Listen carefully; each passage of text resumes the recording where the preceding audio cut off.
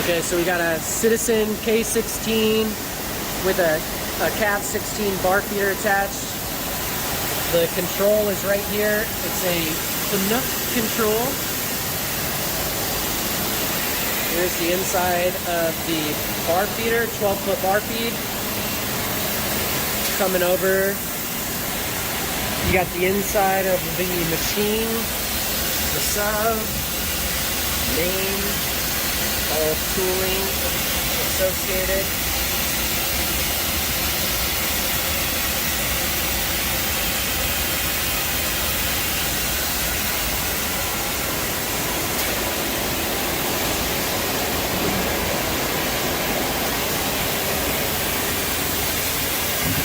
And you come around to the back side of the machine here.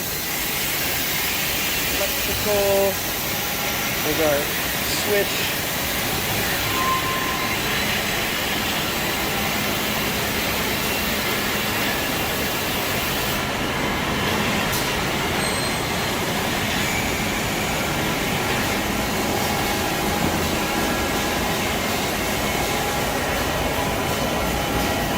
Now we got the machine in here running.